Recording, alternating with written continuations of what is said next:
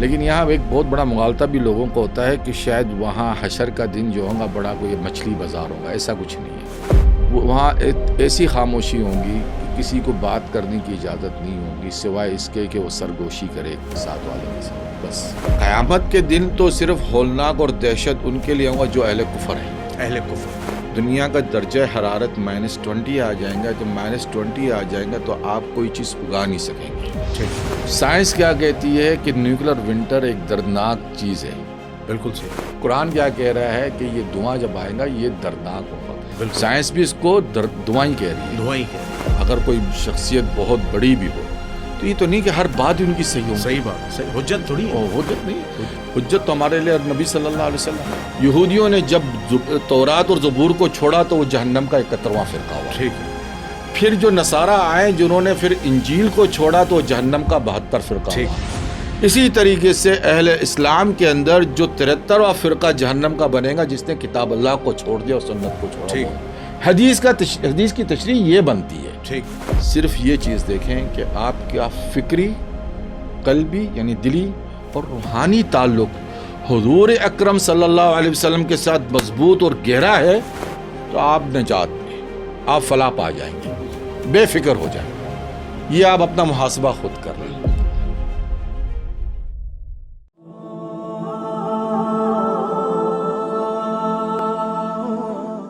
نحمده ونصلي ونسلم على رسوله الكريم اما بعد فاعوذ بالله من الشيطان الرجيم بسم الله الرحمن الرحيم اللهم صل على محمد وعلى ال محمد ولا حول ولا قوة الا بالله العلي العظيم. ناظرین سامعین، آپ کا میزبان جنید الرحمن حاضر خدمت ہے.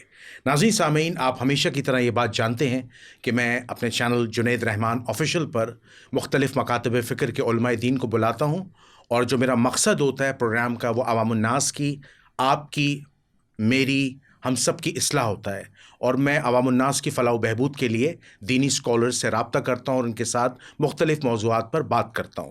اور اس کے علاوہ میں خود دین پہ تحقیق بھی کرتا ہوں، اور آپ نے میری مختلف ویڈیوز کو دیکھا بھی ہوگا. اور اس کا مقصد کیا ہے؟ صرف اور صرف اپنی اور آپ کی اصلاح ہے. تو اسی حوالے سے آج ہم ایک بڑا اہم پروگرام کرنے جا رہے ہیں، اور یہ جو پروگرام آج ہم کرنے جا رہے ہیں وہ پروگرام جو ہے وہ ہمارے سوشل میڈیا پہ بہت زیادہ وائرل ہو رہا ہے. اور جو ہمارے سامنے ایک معروف شخصیت بیٹھی، میں بھی ان کا تعارف بھی آپ کے سامنے کراتا ہوں. تو جو پروگرام جو آج ہم نے موضوع ڈیسائیڈ کیا ہے، جو آج کا ہم نے موضوع رکھا ہے، وہ ہے قیامت کا جو ہولناک جو منظر ہے کہ قیامت کا دن کیسا ہوگا اور قرب قیامت کی کیا کیا نشانیاں ہیں.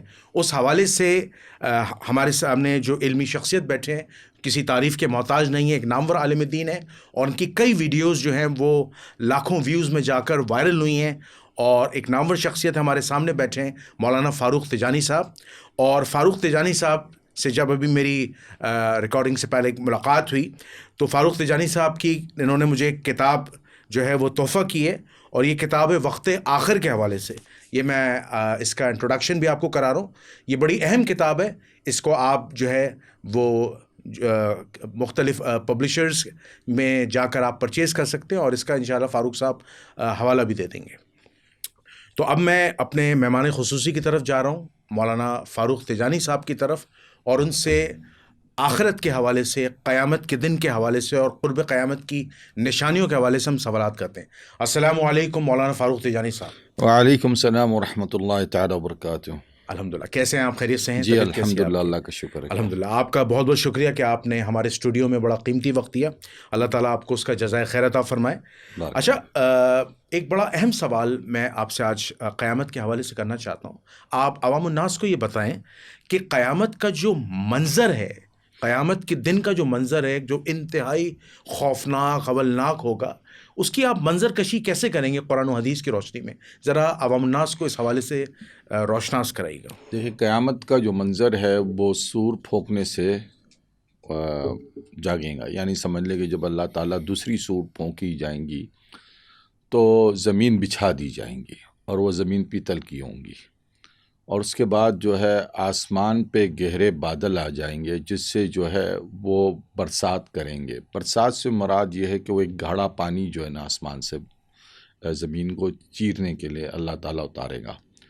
اور زمین پھٹیں گی تو اس میں سے خلق خدا اس طریقے سے نکلیں گے جیسے کہ پودے جو ہے زمین میں اگتے ہیں، کیونکہ انسان کی جو جسم ہے وہ ایک طریقے سے نابود ہو جاتی ہے جب وہ مٹی میں چلا جاتا ہے، سوائے انبیاء کے۔ انبیاء علیہ السلام کو اللہ تعالیٰ سلامت رکھتا ہے، اور نیک صالحین اولیاء کو بھی۔ تو اس میں انسان کی ریڑھ کی ہڈی جو ایک ایسی ہے جسے عظام الضم جسے کہتے ہیں، پیچھے کی ایک ہڈی ہوتی ہے بالکل، اس سے جو ہے نا انسان کی سمجھ لے کہ دوبارہ سے نشو نما ہو، تو وہ قبر سے اس طریقے سے پیدا ہوں گے اور دوبارہ نکالے جائیں گے، اور جب نکالے جائیں گے تو ہر کوئی جو ہے تقسیم ہو جائیں گا اپنے اپنے گروہ کے اندر۔ اچھا، سور سے کیا مراد ہے؟ سور ذرا عوام الناس کو سور بتائیے۔ عربی کا لفظ ہے، ہاں جی، پھونک داں مطلب سور جو ہے یہ عربی کا لفظ ہے، اور یہ جیسا کہ وہ کہتے ہیں جو مجھے اردو میں الفاظ یاد نہیں، لیکن وہ جو گائیں کا جیسا کہ ہوتا ہے نا، سنگ ہوتی ہے، ہاں اس طریقے سے جو ہے پہلے وقتوں میں بھی لوگ جنگوں میں آواز کرتے تھے، بالکل صحیح، بانگ لگانا، ایسا اس میں بانگ تو میں ہر مرغا لگاتا ہے، لیکن بہرحال یہ اسی طریقے سے ایک صدا ہوتی ہے، سمجھ لیں آپ اسی کو، تو وہ آواز ہوں گی، سور جسے کہتے ہیں، قرآن شریف میں ذکر ہے اس کا۔ تو وہ جب لگائی جائیں گی تو وہ ایک زمین بچ جائیں گی، اور پھر سورج جو ہے قریب ترین آ جائے گا لوگوں کے، اور سوانیزے پہ آ جائے گا کہتے ہیں یہ، مطلب روایتوں کے اندر مختلف ہے، اور ہر کوئی اپنے اعمال کے مطابق جو ہے کھڑا ہوگا، اور کچھ لوگ پسینوں میں شرابوش ہوں گے، یہاں تک کہ کان تک پسینہ ہو، کچھ سینے تک پسینہ ہو، کسی کے گھٹنوں تک پسینہ ہو۔ یہ تو پہلی مطلب صورتحال ہوں گی، اور ہر کوئی اپنے امام کے پیچھے ہوں گا، یعنی جو جس کو دنیا میں اپنا امام سمجھتا تھا، جس سے اعتقاد رکھتا تھا۔ لیکن یہاں ایک بہت بڑا مغالطہ بھی لوگوں کو ہوتا ہے کہ شاید وہاں حشر کا دن جو ہوگا بڑا کوئی مچھلی بازار ہوگا، ایسا کچھ نہیں ہے۔ اچھا، بہت سے لوگوں کے ذہنوں میں یہ بات بیٹھتی ہے، ایسی بات نہیں ہے۔ وہاں ایسی خاموشی ہوں گی کہ کسی کو بات کرنے کی اجازت نہیں ہوگی سوائے اس کے کہ وہ سرگوشی کرے ساتھ والے کے ساتھ، بس، اچھا، اس سے زیادہ نہیں، ٹھیک ہے، یعنی اس قدر اللہ کا خوف ہوگا۔ تو یہ منظر جو ہے قیامت کے دن کا ہے، اور اللہ تعالیٰ جو ہے نا ہمیں ان لوگوں میں شامل کرے جو اپنے اللہ کے سائے کے نیچے، کیونکہ اس دن صرف اللہ کے سائے کے علاوہ کوئی سایہ نہیں ہوگا۔ اچھا مولانا فاروق تجانی صاحب، اس میں ایک ضمنی سوال بنتا ہے، وہ یہ ہے کہ قیامت جو برپا ہوگی، یعنی جو قیامت پروڈیوس ہوگی، وہ اس میں اس وقت کیا مسلمان ہوں گے، یا یہ صرف کافروں پر ہوگی، یا یہ صرف وہ ہوں گے جو منکر آخرت یا جو منکر اسلام ہوں گے؟ دیکھیں، قیامت جو ہے عربی کے معنی ہوتے ہیں کھڑا ہونا، ٹھیک ہے، اور یہ تقریباً تمام ہی مخلوق جو ہے اس دن کھڑی ہو جائے گی، یعنی حضرت آدم علیہ السلام کی، اور جنات میں سے اور انس میں سے، اور حشرات الارض تک بھی، جانور تک، تمام مخلوق کو اللہ تعالیٰ دوبارہ سے کھڑا کر دے گا تاکہ ان کے بیچ میں فیصلہ کیا جائے، ٹھیک ہے نا۔ اور یہ جو کہتے ہیں نا قیامت مسلمانوں پہ نہیں آئے گی، یہ دراصل قیامت سے پہلے جو قیامتیں ہیں، جن کو ہم جن کو کیونکہ ہمارے ذہن میں ایک تصور میں قیامت کا معنی ہے ہولناک، دہشت، سمجھے نا۔ تو قیامت کے دن تو صرف ہولناک اور دہشت ان کے لیے ہوگا جو اہل کفر ہے، ٹھیک ہے نا۔ وہ کہیں گے کہ آکاش کے ہم پیدا ہی نہیں ہوتے، ہم مٹی ہوتے ہیں، ٹھیک ہے نا، وہ اس دن۔ لیکن اہل ایمان جو ہوں گے وہ تو اس دن خوشحال ہوں گے، بلکہ روایت میں ایسے ہی ہے کہ جب قبر کھول دی جائے گی اور لوگ اٹھ کھڑے ہو گئے تو کچھ لوگ قبر سے اٹھتے کے ساتھ اتنی تیزی سے جنت میں داخل ہو جائیں گے کہ فرشتے کہیں گے کہ تم لوگ انہوں نے کیا قیامت نہیں دیکھی؟ تو کہیں نہیں، کوئی بیچ میں جہنم نہیں دیکھا؟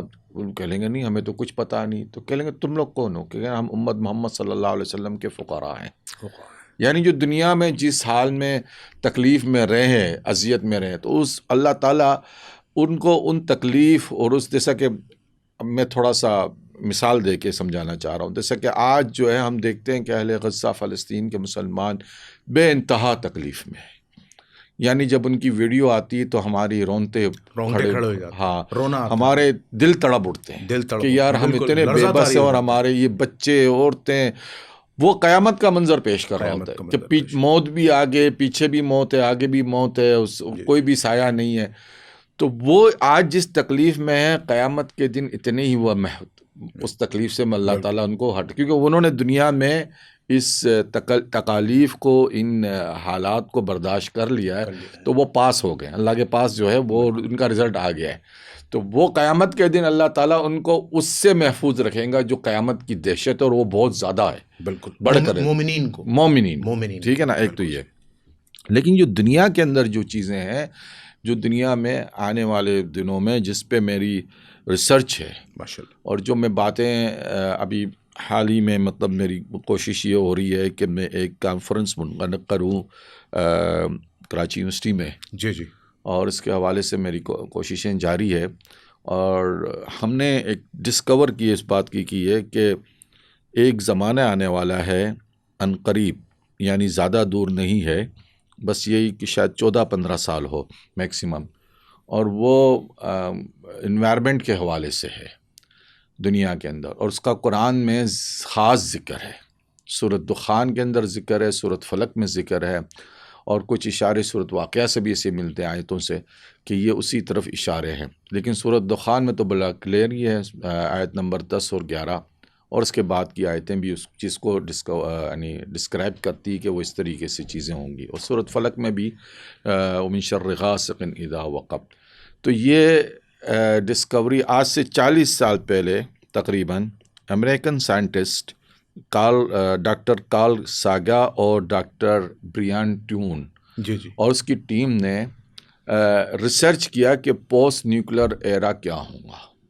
یعنی نیوکلر جنگ اگر اس زمانے میں 83 کی بات تھی، انہوں نے ان چیزوں کو باقاعدہ پیپر لکھا اور اس کو پبلش کیا کہ وہ یہ ان کی ریسرچ ہے.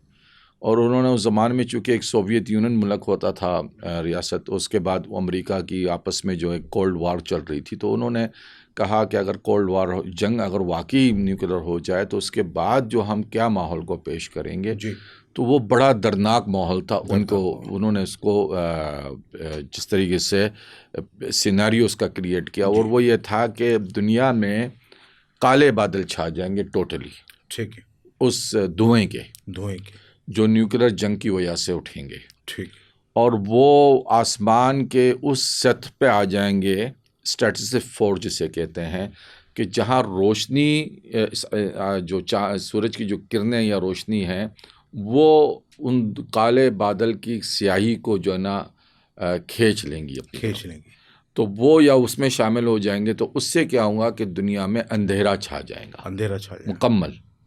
سورج کی روشنی بالکل غائب ہو جائے گی، چاند کی روشنی بھی آپ کو نہیں ملیں گی. اور اس سے یہ ہوگا کہ آپ کا درجہ حرارت جو ہے، یہ سائنٹسٹ کہتے ہیں، جبکہ میرا تھوڑا اور اختلاف ہے، کیونکہ میں سمجھتا ہوں کہ اس سے بھی بہت زیادہ ہے. کہتے ہیں درجہ حرارت جو ہے کم سے کم -20 ڈگری آ جائے گا. -20 ڈگری میں یہ ہوگا کہ آپ، یہ پوری گلوبلی بات ہو رہی ہے، یہ کسی خاص مخصوص ایریے کی بات نہیں، سائنس کی ریسرچ ہے، سائنس کی ریسرچ کی بات کر رہا ہوں. ٹھیک ہے نا. تو اس سے ہوگا کہ دنیا کا درجہ حرارت -20 آ جائیں گا. جب -20 آ جائیں گا تو آپ کوئی چیز اگا نہیں سکیں گے. ٹھیک ہے. زراعت بالکل منجمد ہو جائیں گی. ٹھیک. جبکہ میرا کہنا ہے کہ درجہ حرارت اتنا گر جائیں گا کہ آپ کے اعضاء کٹ کے گریں گے. آپ کے جو اعضاء ہیں نا جسم، وہ کٹ کے گر جائیں گے، ٹوٹ جائیں گے، جیسا کہ ہاں، اتنا وہ درجہ خطرناک ٹائم آئے گا. اور پھر وہ کہتے ہیں علاوہ اس کے جو بیماریاں پیدا ہوں گی، جو کینسر ایک عام مرض ہے وہ اس وقت ہو جائے گا، جس میں وہ ہڈیوں کا کینسر، آنکھوں کا کینسر، سانس کا کینسر، یعنی ہر طریقے کا جو ہے نا بیماری. تو لوگ سسک کے مریں گے. اچھا. اور یہ بہت سپیڈی ہوگا. دیکھیں اس کی سپیڈ آف ٹائم کیا ہے؟ اب آگے اس کو انہوں نے نام دیا نیوکلر ونٹر کا. نیوکلیر ونٹر کا. ہاں. اچھا. یہ نام جو دیا گیا ہے نیوکلر ونٹر. تو یہ سائنس کا نام ہے. سائنس ریسرچر تھے ڈاکٹر کارل ساگا اور ڈاکٹر برائن. کارل ساگا کا تو اچھا، ان کا تعلق کس ملک سے؟ امریکہ، یونائٹڈ اسٹیٹ کے سائنٹسٹ، نیوکلر سائنٹسٹ کی ریسرچ ہے. جی بالکل. ٹھیک ہے نا. تو ڈاکٹر بریان ٹیومن تو ابھی بھی ہے، وہ ابھی بھی اپنی دے رہا ہے. تو بریان ٹیون نے کارل ساگا کا تو انتقال ہو گیا، لیکن بریان ٹیومن ابھی بھی زندہ ہے. تو اس نے کہا ہے 2006 کی ایک رپورٹ انہوں نے ایک اور ریسرچ کی، جیسے وہ کہہ رہے ہیں کہ ہمارے پاس جو اب لیٹسٹ وہ زمانے کی جو ہمارے پاس جو ٹیکنالوجی تھی اس کے حساب سے جو ہم نے اور مزید جو ریسرچ کہنے کا میں جاری کرتا رہا ہوں، تو مجھے معاملہ اور گمبھیر نظر آتا ہے. اچھا. کیونکہ آج جو ڈیجیٹلس ہمارے پاس ٹیکنالوجیز ہیں، تو اس حساب سے جو میں اس کو کاؤنٹنگ کرتا ہوں یا کچھ، تو 2006 میں اس نے ایک رپورٹ بنا کے بیچی کہ فرسٹ 72 منٹس میں 5 ارب لوگ مر جائیں گے. یعنی فرسٹ 72 منٹ کتنا؟ 1 گھنٹہ 12 منٹ. 1 گھنٹہ 12 منٹ، اتنا اسپیڈ آف ٹائم. یہ اگر جنگ چھڑی. اچھا، اب میں یہ آپ کو ساری پہلی چیز تو یہ ہے کہ میں آپ کو ان کی ریسرچ بتا رہا ہوں، پھر قرآن حدیث بتاؤں. جی. ٹھیک ہے، ذہن توجہ دیجیے. جی بالکل. اچھا، ابھی حال ہی میں ایک خاتون ہے اینی جیکبسن، اور اس نے یہ کتاب لکھی ہے نیوکلر وار اے سیناریو کے نام سے. اور وہ خاتون کو 30 سال سے یا مور دین ڈیکیڈ سے وہ کام کر رہی ہے، اور اس کے جو ہے نا یعنی وہ ہے تو بیسیکلی جرنلسٹ، اور اس نے پہلے بھی 6 کتابوں کی وہ آتھر رہ چکی ہے. اس کی 7ویں کتاب ہے، بلکہ میری کتاب سے کوئی 2-3 مہینہ پہلے ان کی کتاب آئی ہے مارکیٹ میں. ٹھیک ہے. نیوکلر وار اے سیناریو کے نام سے. تو وہ مختلف جو امریکہ کے جو ہائیسٹ لیول پہ جو لوگ رہ چکے ہیں دودار، ان کی انہوں نے انٹرویوز کاسٹ کیے ہیں. تو وہ CIA، پینٹاگون، وائٹ ہاؤس اور اسٹارٹ کام جو نیٹو کے جو بڑے بڑے کمانڈ آفیسرس ہیں، ان کے سارے ان کو کاسٹ کیا. اس نے جو بات بڑی خطرناک یہ کی ہے کہ وہ کہتی ہے کہ دیر از نو ڈیٹرنس. اچھا.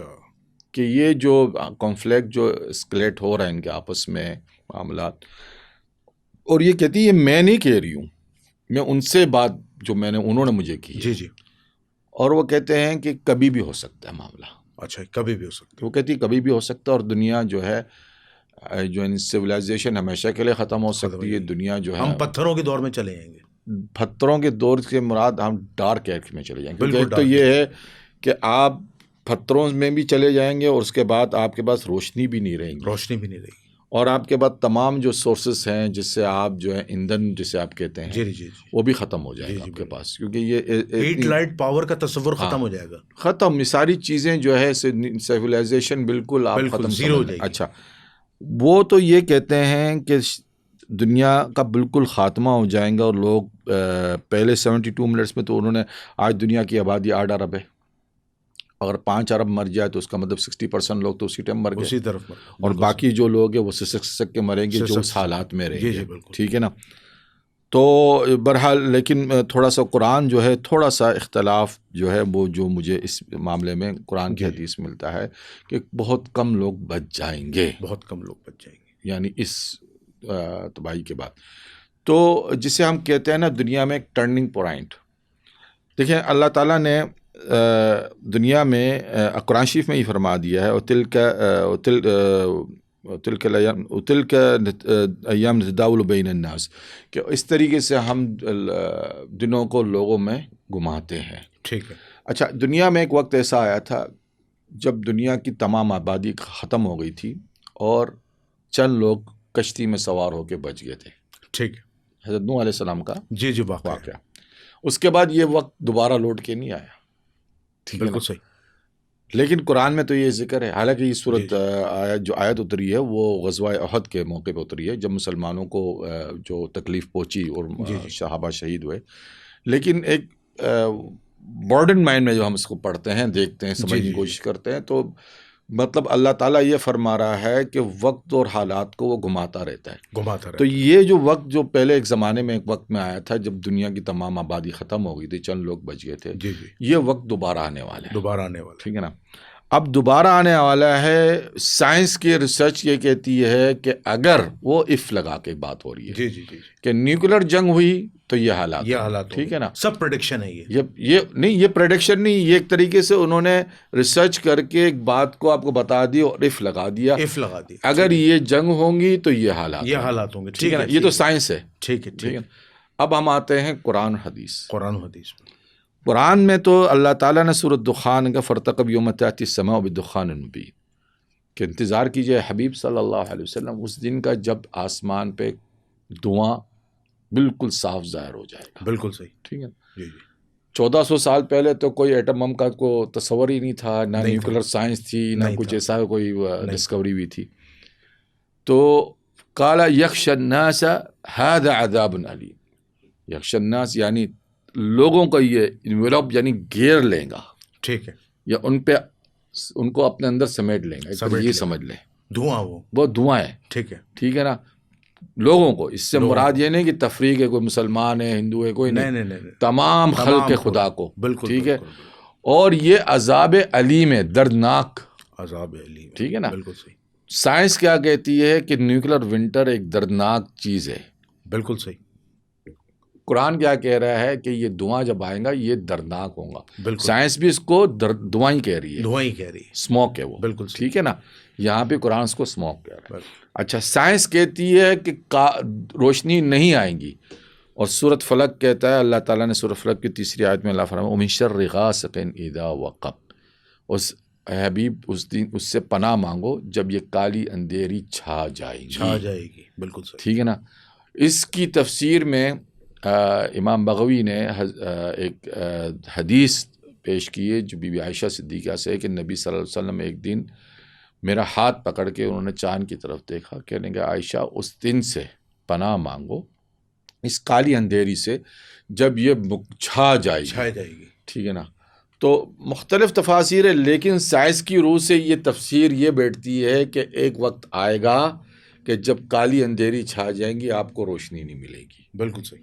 سائنس کی اور قرآن کی جو چیزیں ہیں وہ بالکل کلیئر ہے. بالکل کلیئر ہے. ٹھیک ہے. بالکل صحیح. آپس میں ملتی ہے. اب صرف ایک سوال آ رہا ہے. ایک سوال کہ سائنس تو کہتی ہے کہ یہ جنگ ہوں گی نیوکلر تو یہ بات ہوں گی. ٹھیک ہے. تو کیا قرآن و حدیث میں ہمیں ایسی کوئی بات ملتی ہے؟ جی ہاں، ڈیفینیٹلی. حدیث میں یہ بات ذکر ہے، نبی صلی اللہ علیہ وسلم نے فرمایا ہے کہ قیامت تب تک قائم نہیں ہوں گی جب تک 2 بڑے عظیم گروہ ان کے بیچ میں ایک عظیم جنگ نہ ہو جائے اور ان کا دعویٰ بھی ایک ہی ہوگا. ٹھیک ہے. یہ متفق علیہ حدیث ہے، بخاری مسلم دونوں میں مل جائیں گی آپ. اچھا وہ جنگ کون سی ہے؟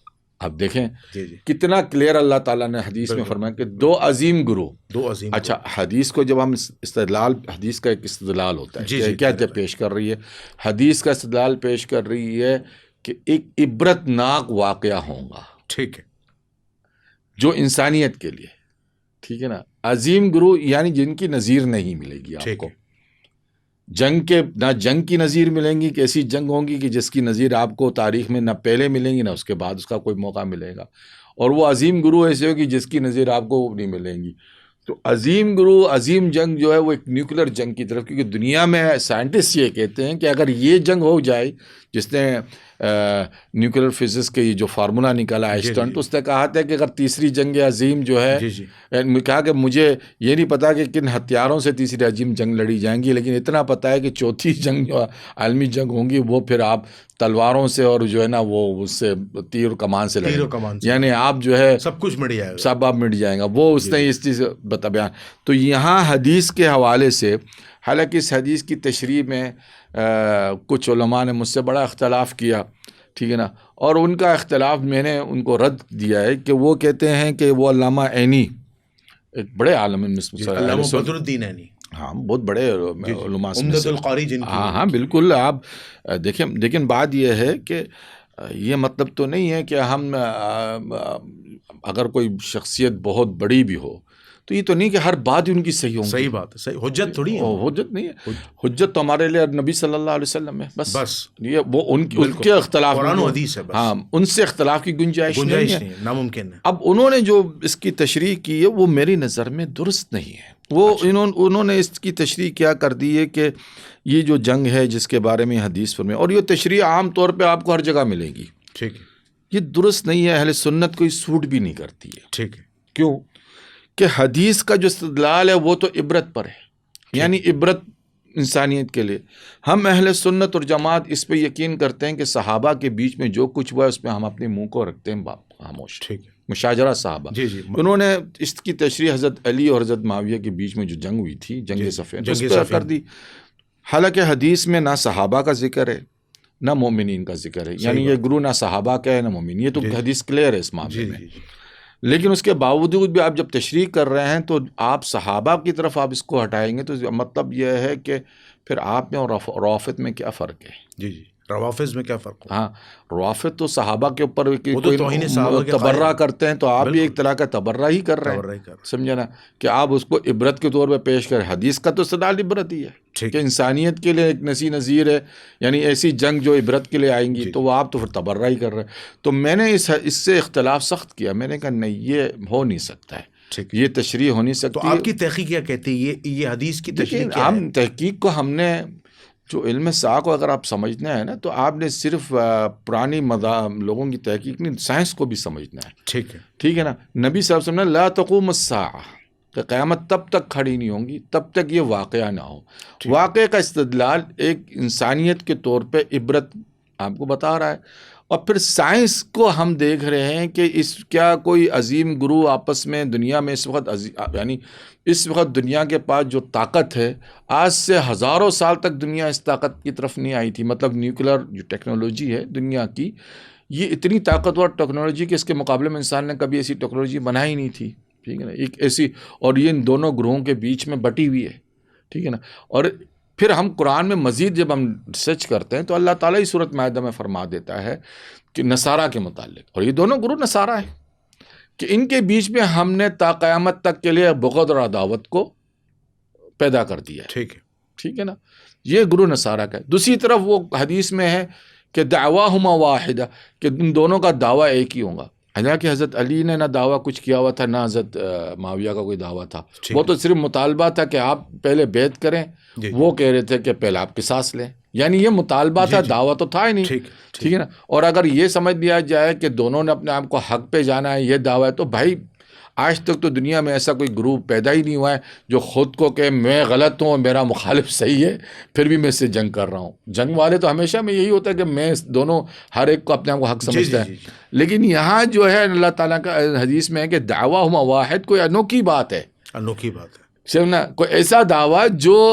یہ اس سے ہٹ کر ہو، جو عام جو مفہوم سے ہٹ کر ہو، اور وہ قرآن میں سورۃ مائدہ میں ملتا ہے ہمیں، اور وہ کہتا اللہ تعالیٰ کہتا ہے وقالت الیہود والنصارى نحن ابناء اللہ واحباہ، کہ یہود و نصارہ یہ کہتے ہیں، ان کا دعویٰ ہے، اللہ نے کہا یہ ان کا دعویٰ ہے کیا، کہ ہم اللہ کے چہیتے ہیں اور اس کے بیٹے ہیں، ٹھیک ہے نا۔ تو یہاں جو گروہ ہے دراصل وہ نصارہ کا جو دو بڑا گروہ ہے، انہیں جسے ہم کہتے ہیں نا، اچھا یہاں مسلمان سے مراد نہیں ہے؟ نہیں، مسلمانوں، دیکھیں بات وہی آ رہی ہے نا کہ یہ جو معاملہ جو ہونے جا رہا ہے وہ مسلمان تو اس کے بیچ میں پسیں گے ضرور، کیونکہ ساری دنیا اس میں لپیٹ میں آ رہی ہے۔ تو یہ جو جنگ ہوگی یہ نصارہ اور یہودیوں کے درمیان ہوگی؟ یہ سمجھ لیں کہ نصارہ کے ہی گروہ ہیں۔ اچھا، نصارہ، یہ ملت تو کفر ایک ہی ہے، اور بنی اسرائیل سے ہی نکلی ہوئی ہے نا، کرسچینٹی جو ہے وہ دراصل یہودیت سے ہی نکلی ہوئی ہے گروہ ہے، سمجھا نا۔ ہاں، تو پہلی چیز تو یہ جو بات ہم کہتے ہیں نا، ایک ہوتا ہے جسے کہتے ہیں واقعاتی شہادت، ٹھیک ہے، کیا کہتے ہیں انگلش میں اس کو، جسے آپ میرے ذہن سے اتر گیا الفاظ۔ واقعاتی شہادت یہ ہے کہ اس وقت دنیا کے اندر دو عظیم گروہ ہیں جو کرسچینٹی پر، کرسچنوں کا ہے۔ اچھا، مسلمانوں کے پاس تو ٹیکنالوجی نہیں ہے، یہ ٹھیک ہے، ایک ہم ہیں، وہ بھی جو ہے نا اجازت کے بغیر کچھ کر نہیں سکتے ہیں۔ تو جو واقعاتی شہادت یہی ہے کہ یہ دو بڑے گروہ ہیں، اور اس میں تقسیم دنیا میں، اب میں اس لیے کہہ رہا ہوں یہ باتیں کیونکہ کچھ چیزیں یہ جو دعویٰ کا جو یعنی کلیمنگ کا جو حوالہ قرآن میں دیا جا رہا ہے کہ ہم اللہ کے چہیتے اور اس کے بیٹے ہیں، تو یہ دو گروہ جو ہے نا آپس میں آگے جا کے دعویٰ کریں گے کہ ہم میں سے جو پیور کرسچن ہے وہ کون ہے، وہ آپس میں، کیونکہ ایک آرتھوڈکس ہے، جی جی، دوسری طرف یہ کیتھولک اور پروٹیسٹنٹ گروپ ہے، ٹھیک ہے نا. تو آرتھوڈکس گروپ جو ہے وہ یہ دعویٰ کرنے والا ہے کہ اصل پیور کرسچن ہم ہیں، ٹھیک ہے، اور وہ دعویٰ کہیں گے نہیں اصل پیور کرسچن ہم ہیں، ٹھیک ہے، تو کیونکہ ہم اللہ کے چہیتے اور اس کے بیٹے، ٹھیک ہے، تو دعویٰ ہما واحدہ. یہ ایک انوکھی بات ہوں گی. اور چونکہ آپ کو جنونیت چاہیے جب آپ اتنے بڑے فیصلے پہ جانا چاہتے ہیں، ٹھیک ہے، اور چونکہ جنونیت صرف مذہبیت دیتی ہے آپ کو. ٹھیک، کچھ معاملات ایسے ہوتے ہیں ٹھیک ہے، کہ یعنی خاص طور پہ جب آپ مذہبی لیول پہ اتنے پاگل پن پہ آ جاتے ہیں کہ آپ نے یہ نہیں دیکھنا ہے کہ کیا نتیجہ اس کا نکلنا ہے اور آپ نے کود جانا ہے، تو پھر وہ اس مذہبیت کے اندر جب ابھی تو آپ کو نظر آتا ہے نا کہ یہ سیکولر ہے ملک جی جی جی یورپ، حالانکہ ابھی پچھلے دنوں انگلینڈ میں جو واقعات ہوئے مسلمانوں کے خلاف، جی جی ٹپ آف آئس، یعنی شروع کی اب تھوڑی کی بات ہے، آگے جا کے یہ یورپ ایسا ہو جائے گا جی کہ جہاں مسلمان رہ نہیں سکیں گے. ٹھیک ہے، ٹھیک ہے نا. ٹھیک، اور یہ چیزیں پیدا کی جائیں گی کی جائیں گی، اس لیے کہ ان کو وہ جنونیت چاہیے جی کہ اگلے فریق سے لڑے. فریق سے لڑے. ٹھیک ہے، بالکل صح. اچھا مولانا فاروق تیجانی صاحب، میرا بڑا ایک اہم سوال ہے اور وہ ہے قیامت کے دن کے حوالے سے، کیونکہ ہمارا ٹاپک قیامت سے متعلق ہے. اکثر یہ بات مسلمانوں میں بڑی مشہور ہے کہ جناب نبی کریم صلی اللہ تبارک و تعالیٰ علیہ وآلہ وسلم جو ہیں قیامت کے دن اپنے امتیوں کی شفاعت کریں گے. ٹھیک ہے، اور یہ بات پوری امت کے اندر متفق علیہ ہے یہ بات. اچھا، ڈاکٹر اسرار احمد رحمۃ اللہ علیہ نے سورہ نساء کی 41ویں آیت کی تشریح کی تھی اور اس میں بتایا تھا کہ ایک ایسا موقع آئے گا جس میں اللہ تعالیٰ خود رسول اللہ صلی اللہ علیہ وسلم کو جو ہے ایز اے پروسیکیوشن وٹنس کھڑا کرے گا اور وہ امت کے خلاف گواہی دیں گے، جس میں وہ قرآن کی آیت پڑھتے نا، فَكَيْفَ جِئْنَا مِن كُلِّ أُمَّةٍ بِشَهِيدٍ وَجِئْنَا بِكَ عَلَىٰ هَٰؤُلَاءِ شَهِيدًا، کہ اے نبی اس دن کیا ہوگا، اس دن جب ہم ہر امت میں سے ایک گواہ کھڑا کریں گے اور اے نبی ہم آپ کو ایز اے پروسیکیوشن وٹنس کھڑا کریں گے. تو اس پہ صحیح مسلم کی بھی روایت ہے کہ رسول اللہ صلی اللہ علیہ وسلم کے سامنے جب یہ آیت عبداللہ ابن مسعود نے پڑھی تو حضور رک گئے، روک دیا، حسبک عبداللہ رک جاؤ، اور آپ رونے لگے اور آپ نے فرمایا کہ قیامت کے دن مجھے امت کے خلاف گواہی دینی ہوگی. وہ گواہی کیا ہے؟ اب میں آپ کو ایک بات بتاتا ہوں. ہمارے یہاں ایک فرقہ ایسا بن گیا ہے مسلمانوں کا جو شاید حضور کی شفاعت کو بہت ہی ہلکا لیتا ہے، جبکہ شفاعت کے حوالے سے احادیث تواتر کے ساتھ موجود، ٹھیک ہے، کثرت سے، تواتر سے بھی ہے، ٹھیک ہے نا. اور قرآن میں بھی اللہ تعالیٰ کہتا ہے، اور حضور کو جو زیادہ غم، حضور صلی اللہ علیہ وسلم کی ایک حدیث ہے کہ ہر نبی کے لیے ایک دعا اللہ تعالیٰ نے ٹھیک ہے مخصوص کیا، تو ہر نبی نے اس دعا کو یا دعا کو اپنی قوم کے لیے کر دیا تھا، لیکن میں نے اس کو قیامت کے دن کے لیے یعنی مخصوص رکھا ہوا، اس دعا کو بچا کے لیے کہ، اور وہ ہے کہ میں اپنی امت کو اس میں شفاعت کراؤں گا. اور یہ کثرت سے کہ حضور اپنی امت کے لیے راتوں کو رویا کرتے تھے کہ میری امت واحد وہ شخصیت ہوں گی جو اللہ کے پاس امتی امتی کہیں گا. ہر کوئی نفسی نفسی کہے گا، صرف نبی صلی اللہ علیہ وسلم جو ہے اپنی امت کے لیے درد پہ رکھیں گے کہ امتی امتی یا ربی امتی. ٹھیک ہے نا، بے شک. تو یہ جو اچھا، اب یہاں پہ جو ڈاکٹر صاحب نے جو بات کی ہے نا، ڈاکٹر صاحب بھول گئے ایک بات کو، اللہ ان کو بخشے. انہوں نے روایت صحیح مسلم کی سنیں میں سمجھ رہا ہوں، لیکن دیکھیں حدیث کی تشریح ہوتی ہے. جی بتائیں. اور دوسری جو انہوں نے آیت پڑھی، میں جو بات کہنا چاہ رہا ہوں وہ یہ ہے کہ امت کی جو تعریف ہے علماء نے کی ہے کہ امت دو ہیں نبی صلی اللہ علیہ وسلم، کیونکہ نبی آخر زمان ہے نا. ٹھیک ہے، وہ ہمارے لیے تو نہیں آئے صرف، ٹھیک ہے، تمام اقوام عالم کے لیے آئے تھے. ٹھیک ہے، ان کا پیغام تمام. امت دو ہو گئی، دو حصوں میں تقسیم ہے. ایک امت وہ جو امت اجابہ جنہوں نے ایمان لائے، آپ کی دعوت پہ ایمان لائے، اس کو امت اجابہ کہتے ہیں. اور ایک امت جن کو دعوت تو دی گئی، یہود ہو، نصارہ ہو، مشرکین ہو، جو بھی ہے، لیکن انہوں نے اس کو دعوت کو قبول نہیں کیا. ٹھیک ہے، تو جن پہ گواہ ہوں گے وہ امت ہے. ٹھیک ہے، جن کی طرف اللہ کی نبی صلی اللہ علیہ وسلم کی دعوت پہنچ گئی، ان پہ گواہ ہے. اور وہ جنہوں نے نبی صلی اللہ علیہ وسلم کی دعوت کو قبول کر دیا تو اس کے بارے میں اللہ ताला क्या फरमाता है, वलसौफ युअतीका रब्बुका फतरदा, ठीक है, दुहा में, जी जी, कि हम तुम्हें हबीब इतना अता करेंगे कि तुम राजी हो जाओ। बिल्कुल राजी तो रसूलुल्लाह सल्लल्लाहु अलैहि वसल्लम तो राजी इसी में होंगे कि मेरी बेशक, उम्मत कोई भी जहन्नम में रहे नहीं। बेशक बेशक, और हुजूर कहते हैं कि मेरी शिफात जो है ना कबायर के लिए, ठीक है, यानी मेरी उम्मत के जो कबायर जो गुनहगार हैं ठीक है, मैं उनकी शिफात करूंगा। बाकी जो छोटे छोटे जिनके गुनाह हैं वो तो या तो यानी वो अपने गुनाहों के तवाज़ुन से ही बख्श, नेकियों से कारों से बख्श दिए जाएंगे, या उनके जो रिश्तेदार है, अजीज़ है, या उलमा है, या औलिया है, सालिहीन है दूसरे, वो उनको बख्शवाए जाएंगे। लेकिन हुजूर की अपनी जो है हदीस के अंदर है जी, जी, कि जो मेरी उम्मत में कबायर गुनाहगार होंगे, बड़े बड़े यानी हलाक हो चुके होंगे अपने गुनाह में, मैं उनकी बख्शिश अल्लाह से कराऊंगा।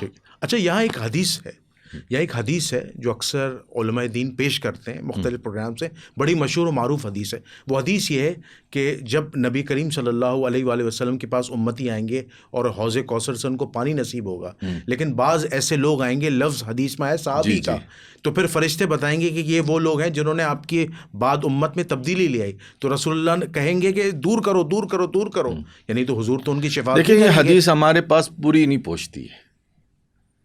हम जो है यानी अक्सर उलमा पता नहीं वो शायद उनकी जो ऑडियंस, तो कहते हैं उम्मत के मुनाफिकीन हैं जिनकी शिफात नहीं होगी। मुनाफिकीन तो वहाँ तक पहुँच ही नहीं पाएंगे ना। मुनाफिकीन के बारे में तो साफ अल्फाज है कि वो जब लफ्ज़ सहाबी आया है, सुने जी सुने ना जी जी बिल्कुल, हाँ मुझे मौका दीजिए। जी जी बिल्कुल, आप देखें सहाबी से असहाबी नहीं है, असहाबी, सहाबी और असहाब में फ़र्क है। ठीक है, असहाब से यानी मेरे लोग, सहाबी उम्मती, हाँ ये इससे मुराद उम्मत आ गई, ठीक है ना। सहाबी से मुराद ये है कि जो मेरे साथ था, ठीक है ना, ये फ़र्क, ठीक है, ठीक। असहाबी आया है और इसमें देखें हमारी जो मैं कहना ये चाह रहा हूँ, हमारे अक्सर उलमा पूरी बात नहीं करते हैं, ठीक है ना। शायद वो बस वो कहते हैं ना फक्की देना लोगों को, बस भाई थोड़ी सी आप ये ले लें बात, जो मैंने जो बात कहनी थी नहीं, हदीस आप पूरी डिटेल में पढ़े ना, ठीक है। तो हुजूर सल्लल्लाहु अलैहि वसल्लम, और ये मैंने इमाम बग़वी की ही तफसीर में इस हदीस को पढ़ा जी कि आप रो रहे थे, ठीक है, जिब्रील आए, ठीक है, कहने अल्लाह का सलाम आपको दिया गया, पूछा गया कि आप क्यों रो रहे हैं, ठीक है, कहेंगे मैं उम्मत की तकलीफ़ के लिए, अब क़यामत के लिए।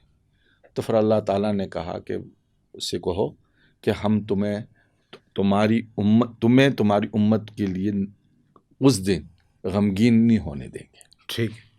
बात क्लियर हो गई? बिल्कुल सही। अच्छा, अब आगे आए, उस हदीस का जो हवाला आप देते हैं ना, वो हदीस पूरी पढ़ें, ठीक है। उस हदीस में ये है कि नबी सल्लल्लाहु अलैहि वसल्लम कहेंगे कि मैं वही कहूँगा जो नेक और अब्दुस सालेह ने कहा है, अल्लाह के नेक बंदे ने कहा है। कौन? हज़रत ईसा अलैहिस्सलाम। हज़रत ईसा अलैहिस्सलाम ने सूरत माइदा के अंदर आयत है जो अल्लाह के साथ मुकालमा है। तमाम मकतबा फ़िक्र मानते हैं कि ये मुकालमा यौम हशर को, यहाँ तक कादियानी भी, ठीक है, जो यानी हज़रत वफ़ात ईसा के यानी वो कायल वो लोग, और वो भी कहते हैं कि ये मुकालमा क़यामत के दिन होगा अल्लाह के साथ। तो अल्लाह ताला हज़रत ईसा से पूछेगा कि क्या ईसा के तूने कहा था कि मुझे और मेरी माँ को जो है ना अल्लाह के अलावा भी जो है ना खुदा मान, तो कहेंगे कि मैंने अल्लाह ये ऐसी बात कैसे कह सकता हूँ जिसका मुझे हक ही नहीं है। बिल्कुल सही बात।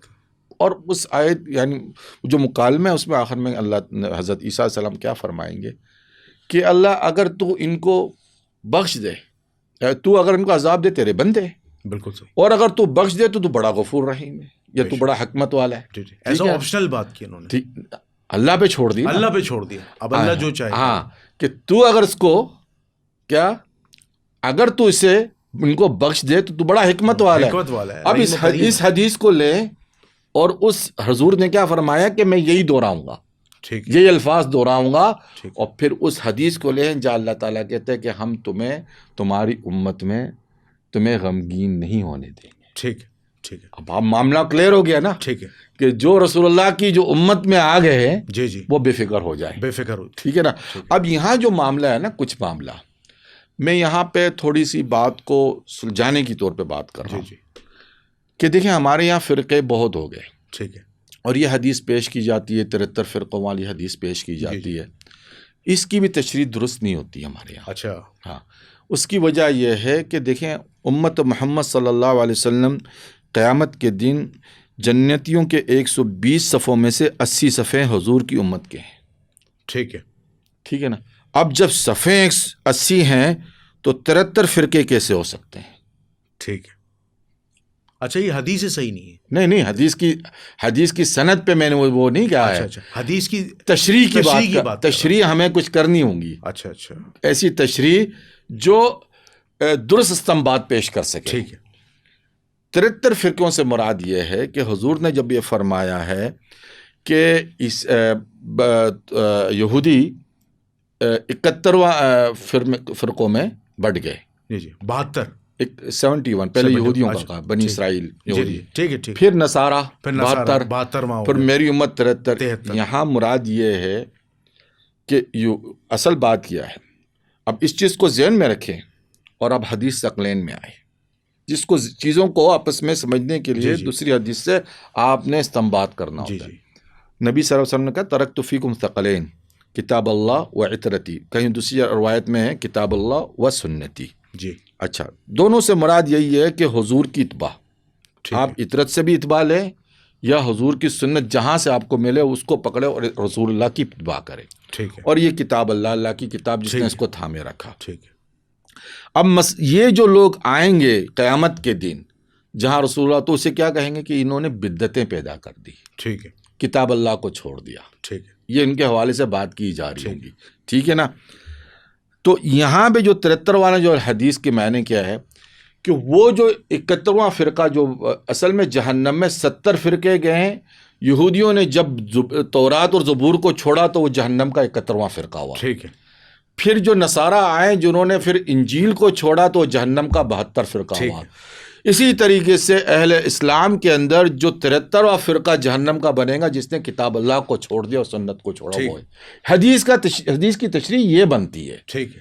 حدیث کی تشریح یہ نہیں بنتی کہ امت 73 امت میں کئی بھی فرقے ہو وہ ایک ہی فرقہ کہلائے گا جہنم کا کیونکہ اس نے کتاب اللہ کو اور سنت نبی کو چھوڑ دیا.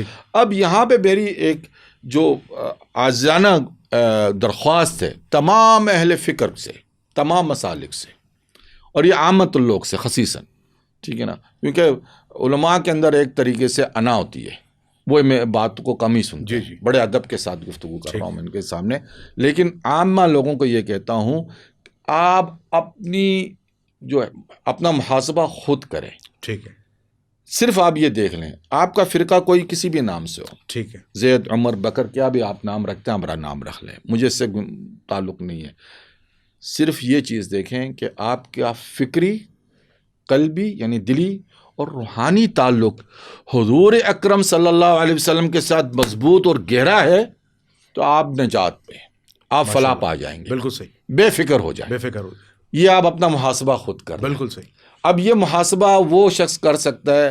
دیکھیں اگر میں یہ کہوں کہ بھائی میں اپنا محاسبہ کرنے جا رہا ہوں اور میرے اندر یہ عقیدہ ہو کہ جناب میں نے ایک انچی ٹیپ نکالا ہو اپنی جیب سے اور میں ناپ رہا ہوں کہ حضور کا علم اتنا تھا نہیں اتنا نہیں تھا سمجھا نا تو اس کا مطلب یہ ہے کہ ابھی تک میری قلبی اور روحانی تعلق اور فکری تعلق حضور سے اس طریقے سے گہرائی سے نہیں جڑی ہوئی ہے کیونکہ میں انچی ٹیپ سے ناپ رہا ہوں. ٹھیک ہے نا. یا میں اس مسلک سے ہوں جس نے کہا او ہو یہ حضور تو مطلب دیکھیں نا سارے کے سارے تو منافق ہو گئے حضور کی تو رسالت تو پھر چند ہی لوگوں میں رہ گئی تھی.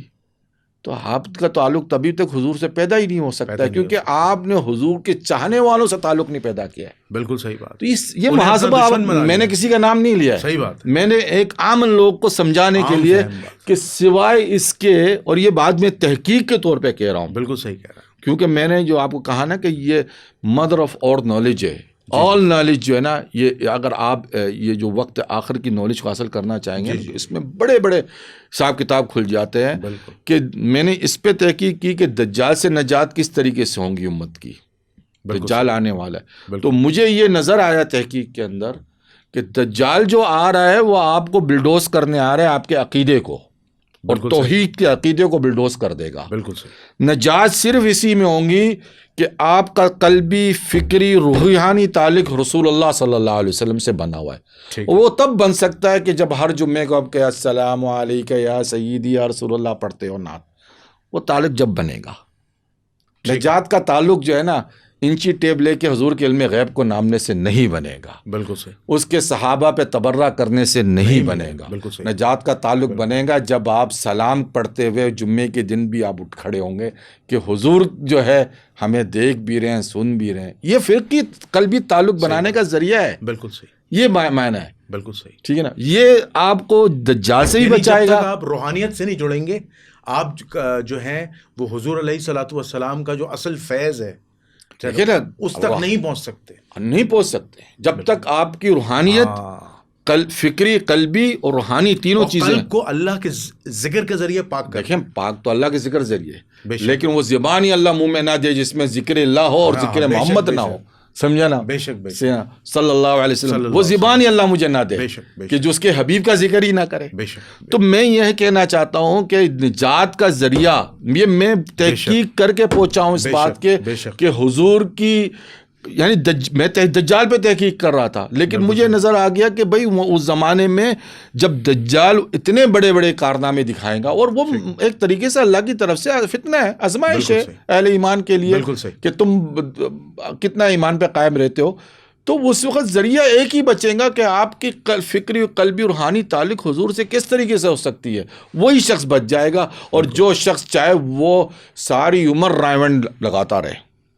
بڑے احترام سے کہہ رہا ہوں. اچھے لوگ ہیں، بہت میرے دوست ہیں، اچھے لوگ ہیں، بہت دین کے لیے کام کرتے ہیں، لیکن اگر آپ ساری عمر راونڈ میں بیٹھ جائیں، سمجھا نا، اور آپ کا تعلق حضور صلی اللہ علیہ وسلم سے نہ قلبی ہو، نہ فکری ہو، نہ روحانی ہو، سمجھا نا، اور آپ بدت شرک کرتے جو نا، تو میں خدا کو گواہ بنا کے یہ بات کہہ رہا ہوں آپ کے سامنے، اگر آپ کی نسلوں میں یہ چیزیں چلی گئی اور دجال کو وہ پا گئے تو دجال کے سامنے یہ لوگ بیر پکڑی ہیں.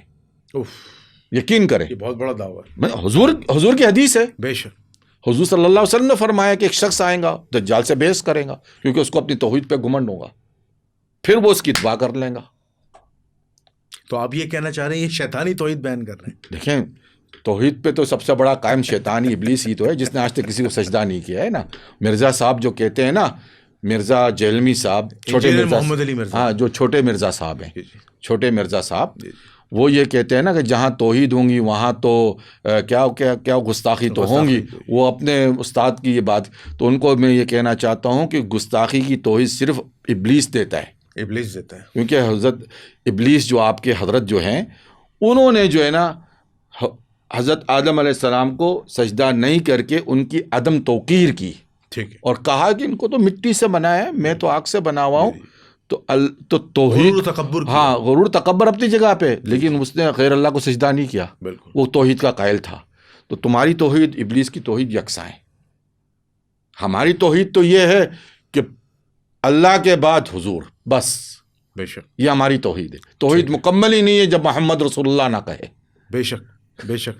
اچھا، ایک بڑا اہم میں آپ کے سامنے ایک سوال رکھنے والا ہوں، عوام الناس کی آپ رہنمائی فرمائے گا کہ یہ بتائیے کہ جب فتنہ دجال آ جائے گا، ٹھیک ہے، تو دجال کو اصل قتل کون کریں گے؟ امام مہدی علیہ السلام کریں گے یا حضرت عیسیٰ علی نبینا علیہ السلام کریں گے؟ یہ بڑا اہم سوال ہے. دیکھیں وہ تو بالکل کلیئر ہے، حدیث میں مستند حدیث ہے اس حوالے سے کہ دجال کو حضرت عیسیٰ علیہ السلام ہی قتل کریں گے اور کوئی نہیں. اچھا، امام مہدی اس وقت موجود ہوں گے؟ دیکھیں ہاں بالکل وہ شخصیت ہے. اچھا، وہ شخص بالکل. امام مہدی کا اصل کردار کیا ہوگا؟ کیونکہ یہ ہے نا کہ حدیث کے اندر آتا ہے، میں مشکات المصابیح میں بھی پڑھ رہا تھا کہ امام مہدی علیہ السلام جو ہے وہ 7 سال حکومت کریں گے، عدل و انصاف سے بھر دیں گے، اور اس کے بعد جو ہے بعض روایت میں شہادت ہو جائے گی، بعض روایت میں ان کا انتقال ہو جائے گا. اس کے بعد کمانڈرشپ جو ہے وہ حضرت عیسیٰ کے پاس چلی جائے گی. دیکھیں 200 حدیثیں جی حضرت امام مہدی کے حوالے سے اہل سنت اور جماعت کے قریب لگ بھگ، میں نے تو گری نہیں، لیکن جو میرے پاس حوالے پہنچے ہیں تو قریباً 200 حدیثوں کے ہیں، اور اس میں بہت کم حدیثیں ایسی ہے جو صحیح ہے، مستند ہیں، اور اکثر ضعیف ہے اور موضوعات پہ ہے. موضوعات پہ کھڑی ہوئی، من گھڑت باتیں ہیں۔ اب اہل سنت اور جماعت کے اندر 3 ورژن بنتے ہیں اگر امام مہدی کو آپ صرف لے لیں۔ ایک ورژن یہ ہے کہ ایک شخصیت مدینے سے نکلیں گی جب وہ خلیفہ وقت قتل ہو جائے گا اور آپس میں جھگڑے ہو جائیں گے تینوں ان کی اولادوں کے بیچ میں، اور پھر وہ مدینے سے بھاگ کے مکے آئیں گی تو مکے میں جو ہے نا ان کو چند اہل اللہ یعنی اللہ کے نیک بندے پہچان لیں گے اور مقام ابراہیم اور رکن یمانی کے بیچ میں ان کا ہاتھ پکڑ کے جو ہے ان سے بیعت لیں گی زبردستی، اور وہ ان پسند نہیں کرے۔ یہ ایک ورژن ہے، ٹھیک ہے، ورژن ہے، لیکن یہ ضعیف ہے۔ اچھا، ضعیف ہے، سندن ضعیف ہے۔ ہاں، یہ سندن ضعیف ہے روایت، ٹھیک ہے نا۔ دوسرا ورژن ہے وہ صحیح درجے پہ آتا ہے یا حسن درجے پہ آ جاتا ہے، صحیح پہ بھی آتا ہے، حسن بھی آتا ہے، اس کو بھی کہہ دیتے۔ وہ ثوبان بن معلّہ کی روایت سے کہ نبی صلی اللہ علیہ وسلم نے فرمایا ہے کہ رایات السود جب خراسان کی جانب سے یا خراسان سے کالے جھنڈے، کالے، یہاں پہ دیکھیں سود سے مراد صرف کالا ہونا نہیں ہے، سود وقار اور عظمت کو بھی کہتے ہیں۔ اتھارٹی کو کہہ سکتے ہیں، مطلب یعنی جو جھنڈا کالا جھنڈا ہوگا اتھارٹی کی علامت ہے، اتھارٹی کی علامت یا عظمت کی علامت، وقار کی علامت، کیونکہ مراد رنگ اچھا، نہیں ہو خراسان سے کیا مراد؟ ایران، یہ افغانستان ایریا یا تھے پاکستان؟ اس زمانے میں ایریا تھے نا، من قبل خراسان بھی آیا ہے۔ خراسان کا جو اصل ایریا ہے وہ ایران ہے، افغانستان، ایک تو افغانستان ہے، افغانستان ہے، ٹھیک ہے نا۔ ٹھیک ہے، اس کے بعد جو ہے آج کے موجودہ دور میں ہمارے شمالی علاقہ جات ہے، بلوچستان کا وزیرستان کا ایریا جو ہے، یہ سارے ایریا جو ہے نا اس زمانے میں شامل تھے۔ ٹھیک ہے، ٹھیک ہے۔ اچھا، اب روایت کے حساب سے یہ بھی ہے من قبل خراسان، یہ خراسان سے پہلے کا ایریا، یہ بھی ہو سکتا ہے کہ پاکستان کا ایریا ہو، ٹھیک ہے نا۔ تو اب اس طرف رسول صلی اللہ علیہ وسلم نے بات کی کہ یہاں سے وہ جو بات ہے نا کالے جھنڈے، رنگ سے مراد نہیں ہوگا، شاید مراد یہ ہوگا کہ جو جھنڈے اسلام کی عظمت کے لیے، اسلام کی عظمت کے لیے، ٹھیک ہے نا، اس سے وہ مراد اتھارٹی ہوگی، ہاں وہ نکلے۔ تو آپ چاہے آپ کو برف پہ یعنی وہ کیا کہتے ہیں اندھے منہ جو آپ اس طریقے سے چلتے ہیں یعنی دونوں ہاتھ اور پیر سے اس طریقے سے برف پہ بھی چلنا پڑے۔ اب دیکھیں یہاں پہ ایک بات آ گئی ہے برف کی، جی جی، وہ جو میں نیوکلر ونٹر کی بات کر رہا ہوں نا، کہ جس ساری چیزیں انٹرلنک ہو رہی ہیں، انٹرلنک ہو رہی ہے، سمجھے نا، یعنی نیوکلر وار کے بعد ہی امام مہدی کا زمانہ ہے۔ یعنی رسول اللہ نے بہت پہلے فرما دیا تھا، آج سائنس دریافت کر رہی ہے، سائنس اس کو آج دریافت کر رہی ہے۔ ہم تو اس بارے میں کہہ رہے ہیں کہ سائنس تو آج جو ڈسکور کر رہے ہیں، قرآن اس کو 1400 سال پہلے بیان کر چکا ہے، رسول اللہ بزمان محمد مصطفیٰ، سائنس اس کو انڈورس کر رہے ہیں، قرآن تو پہلے بتا چکا ہے، ٹھیک ہے۔ اب بات یہ ہے کہ وہ کہا کہ آپ اس طرف لپک جاؤ، اس طرف جاؤ، چاہے تمہیں برف پہ یوں اوندے ہو کر یعنی چلنا بھی پڑے۔ تو اس سے بھی پتہ چلتا یہ حدیث اپنی جگہ پہ صحیح کا ایک طریقے سے درجہ رکھتی ہے یا حسن درجہ رکھتی ہے، لیکن تیسرا جو ورژن ہے، یہ دوسرا ورژن ہے، تیسرا جو ورژن ہے وہ بالکل مستند ہے اور کلیئر ہے، اور وہ یہ ہے کہ حضرت عیسیٰ علیہ السلام جب نازل ہوں گے تو ایک شخصیت ہوں گی جو امیر ہوں گا مسلمانوں کا، امام ہوں گا، اور وہ نماز کا وقت ہو رہا ہوگا تو وہ حضرت عیسیٰ علیہ السلام کو کہیں گے کہ آپ نماز پڑھائیے، تو کہیں گے نہیں، آپ کے لیے جماعت کھڑی ہوئی ہے اور اللہ تعالیٰ نے تمہیں ایک دوسرے پر جو ہے نا یہ فضل دے رکھا ہے، تو وہ پھر نماز حضرت عیسیٰ علیہ السلام ان کے پیچھے پڑھیں گے۔ گویا مراد ہے کہ مستند نماز صحیح سنت پہ ان کی ہوں گی، ٹھیک ہے، حضرت امام مہدی کی، وہ مہدی، ان کا نام دراصل مہدی، یہ میری تحقیق کہتی ہے کہ ان کا نام مہدی محمد ہے، مہدی محمد ان کا نام جو یعنی ہے، ایک حدیث ہے نا رسول اللہ کی کہ وہ جو آنے والے دور کے اندر جو بچہ پیدا ہوگا اس کا نام میرے نام پر ہوگا اور اس کا لقب مہدی ہوگا، اصل میں دیکھیں یعنی فاطمہ کی اولاد میں سے ہوگا۔ یواتی اسمہ اسمی، لفظ یواتی عربی میں آیا ہے، یواتی کا معنی ہے کہ ایک چیز دوسرے پہ چڑھ جائے، ایک دوسرے پہ چڑھ جائے، ٹھیک ہے نا، تو گویا مراد ہے کہ اس کا نام میرے نام سے چڑھا ہوگا یا جڑا ہوگا، نام محمد ہوگا، لقب مہدی ہوگا، نہیں، نام مہدی محمد ہوگا، اچھا مہدی محمد ہوگا، نام ہی اس کا مہدی محمد ہوگا، مہدی محمد، امام چونکہ وہ اپنے وقت پہ امام ہوگا، ٹھیک ہے نا، اور وہ چونکہ اس زمانے میں دنیا کا سب سے بڑا فتنہ جو یعنی خلق آدم سے لے کر دجال کا، اس وقت یہ شخصیت مسلمانوں کے گروہ کو بچا کے بیٹھی ہوئی ہوگی، بچا کے بیٹھی ہوئی، ٹھیک ہے نا، کس طریقے سے؟ ایمان کے حوالے سے، عقائد کے حوالے سے، ٹھیک ہے نا، اور ایسی چیز میں اور فقہ معاملات، کیونکہ ایسی شخصیت کا اس زمانے میں ہونا بڑا معنی رکھتا ہے، سمجھا نا، کہ وہ ایک بڑے فتنے کو فیس کر رہی ہے۔ ابھی حضرت عیسیٰ علیہ السلام نازل نہیں ہوئے ہیں، جی جی، چاہے وہ 40 دن کا کہا گیا جبکہ وہ 14 ماہ 14 دن ہے جی جی گنے جائے. تو اس طریقے سے انہوں نے جب جس طریقے سے چیز کو فیس کر رہا ہے تو وہ عام شخصیت نہیں ہے اپنی جگہ پہ, بہت عظیم شخصیت ہے, ٹھیک ہے نا. تو اس چیز کو, اور زمانے میں کوئی اور فرقہ ہے ہی نہیں, صرف وہی فرقہ درست ہے جو ان کے پیچھے نماز پڑھ رہا ہے. ٹھیک ہے. اچھا, اس میں ایک بڑا اہم ضمنی سوال ہے کہ جب امام مہدی اور حضرت عیسیٰ علیہ نبینا علیہ السلام کا نزول ہو جائے گا تو دنیا میں جو اجتہاد ہیں, جتنا مسلک ہیں, جتنے فقہ ہیں, وہ سب ختم ہو جائیں گے. دیکھیں یہ تو پہلے ہی ختم ہو جائیں گے. اچھا, وہ اس سے پہلے ختم ہو جائیں گے. یہ تو دیکھیں اس کا مطلب رسول اللہ کے جو اصل فرامین ہیں وہ امام مہدی علیہ السلام اور حضرت عیسیٰ علیہ السلام دوبارہ امت کو بتلائیں گے, دوبارہ اصلاح ہوگی امت کی. دیکھیں امت کی اصلاح کی جو ایک تک ہے نا کنٹینیوسلی, کہ وہ حضور صلی اللہ علیہ وسلم نے فرمایا کہ ہر صدی پہ ایک مجتہد آتا ہے. ٹھیک ہے نا, وہ تو کنٹینیوسلی, اور مجتہد سے مراد صرف یہ نہیں کہ ایک ہی آتا ہے, ہر قطر میں کوئی نہ کوئی ایسا مجتہد ہوتا ہے جو لوگوں کی اصلاح کرتا رہتا ہے. ٹھیک ہے نا, ہر کوئی اپنی, اور اس وقت چونکہ بڑے بڑے شعبے ہو چکے ہیں, مسلمانوں کی تعداد بھی زیادہ ہے, تو لیکن بات یہ ہے, اس چیز کو سمجھنے کی بات ہے کہ یہ تیسری عالمی جنگ جو آ رہی ہے, جو تباہی آ رہی ہے, سمجھے نا, اس میں چونکہ تعداد دنیا کی کم ہو جائیں گی, 99 اور زیادہ لوگ ختم ہو جائیں گے. ٹھیک ہے نا, یہ میں قرآن کے حوالے سے بات کو سمجھ رہا ہوں. سائنس تو کہتی ہے 100% ہی ختم ہو جائیں گے. ٹھیک ہے نا, 99% لوگ جب ختم ہو جائیں گے تو مسلمان بہت کم تعداد میں ہوں گے.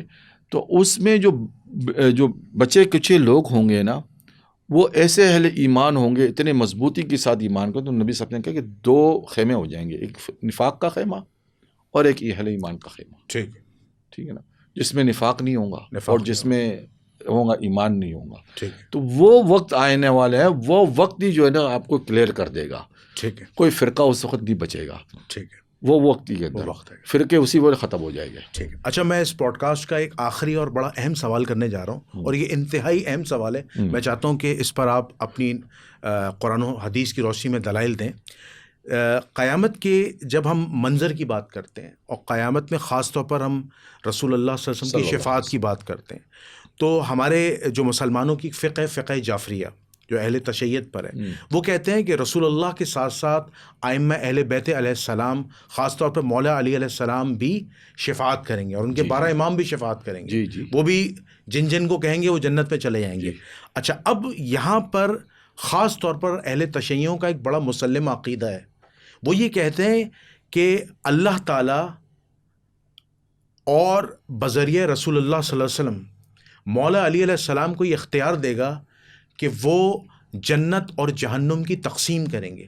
یعنی ان کے لیے لفظ آیا انا قسیم الجنت والنار, کہ حضرت علی جنت و جہنم کی تقسیم کریں گے. اور وہ حدیث کوٹ کرتے ہیں کہ علی سے محبت نہیں رکھے گا مگر مومن, علی سے بغض نہیں رکھے گا مگر منافق. تو کیا حضرت علی کو یہ اختیار ملے گا جنت و جہنم کی تقسیم کرنے کا؟ نہیں, جہنم یہ دیکھیں کچھ بہت زیادہ مبالغہ بھی بہت ہو جاتا ہے. اچھا, بات کی تفسیر کے اندر یا تشریح کرنے کے اندر. حضرت علی حضور صلی اللہ علیہ وسلم نے فرمایا ہے کہ علی کی تمہارے وجہ سے 2 گروہ جو ہے نا ہلاک ہوں گے. ایک وہ جو تم سے حب میں بہت زیادہ مبالغہ کرے گا, اور ایک وہ جو تم سے بغض رکھے گا. دونوں گروہ ہلاک ہے. اعتدال جو ہے اہل سنت کا مسلک ہے. یہ ضرور حدیث میں آیا ہے کہ حضور صلی اللہ علیہ وسلم نے کہا کہ علی تم جو ہے نا جنت کی ایک طرح کی, میں اس کی اردو ترجمہ کر رہا ہوں, کہ تم ٹکٹ بانٹو گے, جنت کی ٹکٹ بانٹو گے. ٹھیک ہے نا, اور ٹکٹ وہ انہی کو بانٹیں گے جو ابوبکر اور عمر سے محبت رکھتے ہیں. سبحان اللہ, بڑی خوبصورت بات کی. ہاں نہیں, یہ حضرت علی کے قول ہے. جی, اس کو ریپیٹ کر. ہاں نہیں, حضرت علی نے کہا ہے کہ ٹکٹ میں اسی کو دوں گا جو ابوبکر سے عمر سے محبت رکھتا ہے. سبحان اللہ. ٹھیک ہے نا, بغض رکھنے والے کے لیے جنت میں, دیکھیں جنت میں وہی جائیں گا جو کسی کے بارے میں کوئی بغض رکھتا ہی نہیں دل میں میل, عام لوگوں کے. تو کیسے کبائر صحابہ کی بات ہو, سمجھے نا. یعنی جب اگر میں آپ کے بارے میں اپنے دل میں کوئی میل رکھتا ہوں تو میں جنت میں نہیں جا سکتا ہوں جب تک جس میل کو دور نہ کروں. بالکل صحیح, سمجھے نا. تو جب آپ نے تو بات کرنا ہے صحابہ کے بارے میں, تو صحابہ کے بارے میں آپ بغض رکھیں گے, آپ جنت میں جائیں گے. کبھی تو فیصلہ کر لیں نا آپ, اس وقت فیصلہ ہو جائے گا کہ یہ صحابہ درست ہیں کہ آپ درست ہیں. یہ تو آخرت میں فیصلہ ہو جائے گا. تو میں نے تو آپ کو پہلے کہہ دیا کہ آپ کسی بھی مسلک سے ہو, آپ کا تعلق روحانی, فکری, قلبی حضور صلی اللہ علیہ وسلم سے ہے, تو آپ نجات ہوں گے. آپ اپنا محاسبہ خود کریں. تو جنت و جہنم کی تقسیم اللہ کرے گا یا حضرت علی کریں گے؟ دیکھیں اللہ تعالیٰ نے تقسیم کر دی ہے. اچھا کر دی. وہ تو اللہ تعالیٰ نے ہر چیزوں کی تقسیم کر دی ہے. یہ تو لوگوں کو اعزاز بخشنا ہے, اللہ کی طرف سے ایک طرح سے انعام بخشنا ہے, ٹھیک ہے نا, کہ علی بھی جو ہے اس کو یہ اللہ تعالیٰ نے بخشش جو ہے اولیاء بھی کرائیں گے, ٹھیک ہے, نیک صالحین بھی کرائیں گے, شہید 70 لوگوں کی بخشش کرائیں گا, اپنے حافظ القرآن بخشش کرائے گا, علماء اپنے درجوں کے حساب سے بخشش کرائے گے. تو امت ساری جو ہے ایک دوسرے کی پیچھے بخشش کی وجہ سے بخش دی جائے گی, ٹھیک ہے نا. حضور تو کہہ رہے ہیں کہ میں تو کبائروں کی بخشش کراؤں گا, ٹھیک ہے, جو بڑے بڑے گناہ گار ہیں. بے شک بے شک. تو میں اس پوڈ کاسٹ کا اینڈ کرتا ہوں, اور میں بہت شکر گزار ہوں مولانا فاروق تیجانی صاحب کا, جنہوں نے قیامت کے حوالے سے اور اس کے دن کے حوالے سے اور قرب قیامت کی نشانیوں کے حوالے سے بڑی مفصل گفتگو کی, اور قرآن و حدیث کی روشنی میں بڑے دلائل دیے. اور میں چاہتا ہوں کہ آپ اس پروگرام کو بار بار دیکھیے گا اور آگے اس کے لنک فارورڈ کیجیے گا, تاکہ عوام الناس کے علم میں اضافہ اور ہم سب کی اصلاح ہو.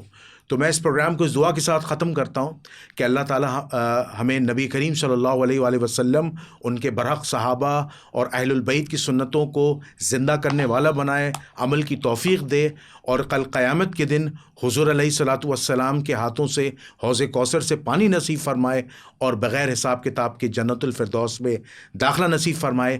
آپ کا میزبان جنید الرحمن اور مہمان خصوصی جناب مولانا فاروق تیجانی صاحب کو اجازت دیجیے گا. انشاءاللہ اگلے پروگرام میں دوبارہ حاضر ہوں گے ایک نئے موضوع کے ساتھ. اس وقت تک کے لیے السلام علیکم ورحمۃ اللہ وبرکاتہ.